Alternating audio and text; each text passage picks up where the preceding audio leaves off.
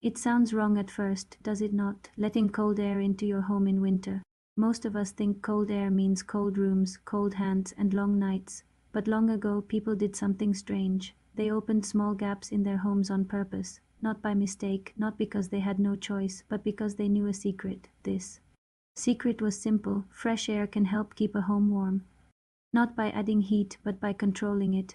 Old homes had no thick walls, no foam, no modern insulation, yet many stayed warm enough to survive harsh winters. So how did they do it, and why did this rule work so well? Stay with me, because the answer is not what you expect. In the past, homes were very different. Walls were thin, windows leaked air, and roofs were far from perfect. Cold air could slip in from almost anywhere. At first, this sounds like a problem, and it was, but people learned to work with it instead of fighting it. They noticed something important: a fully sealed home was not always warmer. In fact, it could feel damp, heavy, and even colder over time. Fires burned poorly, smoke stayed inside, and the air felt thick. So instead of closing everything, they allowed small, controlled gaps. These gaps were not random. They followed a rule, a quiet trick passed from one generation to the next, a rule that turned cold air into an ally. The real enemy was not just the cold, it was moisture. When people cooked, breathed, and burned wood, they filled the air with water vapor. This vapor had nowhere to go in a sealed space. As the warm air touched cold walls, it turned into water. This made walls damp, and damp walls lose heat faster. A wet wall feels colder than a dry one, even if the air temperature is the same. So a sealed house slowly became colder from the inside out. The heat was there, but it could not stay. That is when people understood something powerful. To stay warm, a house must stay dry, and to stay dry, it must breathe. The old rule was simple: let air move, but control how it moves. People opened small vents high up near the roof and sometimes low near the floor. This created a slow flow of air. Warm air rises, and as it moved up, it carried moisture with it. The vents let that damp air escape. At the same time, a small amount of fresh, dry air came in from below. This new air was cold, yes, but it was also dry. Dry air heats faster than damp air, so even though fresh air entered, the home felt warmer over time. It was not about blocking the cold, it was about managing the air. Fire played a big role in this system. A fire needs air to burn well. In a sealed room, the fire struggles, it burns weak and gives less heat. Smoke can also build up, which is dangerous.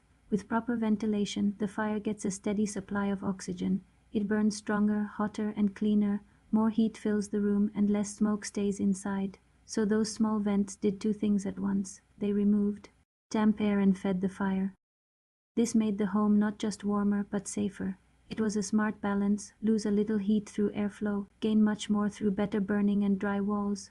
Old homes were often built to support this rule. High ceilings, small upper vents, and chimneys all helped guide air movement. The design was not random, it was based on experience. Warm air would rise and gather near the top. The vents gave it a way out. As it left, it pulled fresh air in from below, creating a gentle cycle. This cycle was slow, not a strong wind, just enough to keep air fresh and dry. People even adjusted openings based on the weather. On very cold nights, gaps were smaller. On damp days, they were larger. It was simple, but it worked. The house became a living system, always adjusting. Here is the surprising part: a ventilated home can feel warmer than a sealed one. This is because comfort is not just about temperature, it is also about humidity. Dry air feels warmer on your skin, it allows your body heat to stay with you. Damp air pulls heat away faster, making you feel cold even if the room is not that cold. So by removing moisture, the old ventilation rule improved comfort. People could stay warm with less fuel, less effort, and less risk. It was not magic, it was understanding how air behaves and using that knowledge wisely. Today, many homes are sealed tight. Insulation is thick, windows are locked, and air has fewer ways to move. This saves energy, but it can also trap moisture inside. Modern systems try to fix this with fans and machines, but the old method was simple and natural. No electricity, no noise, just smart design. In some places, people are rediscovering this idea. Controlled ventilation is coming back, not as a step back, but as a smart step forward. The past still has lessons to teach, if we are willing to listen. You do not need to live in an old house to use this idea. Even today, small actions can help. Opening a window for a short time, letting fresh air in, reducing indoor moisture, these simple steps can make a big difference. It is about balance, not letting all the heat escape, but not trapping damp air inside either. A home should breathe just like we do. When air moves gently and moisture stays low, warmth becomes easier to keep, less fuel is needed, and comfort improves. This old rule was never about fighting winter, it was about working with it. So next time you think about staying warm, remember this strange old idea. Sometimes letting a little cold air in can help you feel warmer, not because it adds heat, but because it removes what steals it. The people of the past did not have modern tools, but they had sharp observation and simple wisdom, and that wisdom kept them alive through harsh winters. If you enjoyed this story, make sure to like, share, and subscribe to True Historia. Tell us what you think in the comments and let us know what you want to see next. Your next favorite story might be just one video away.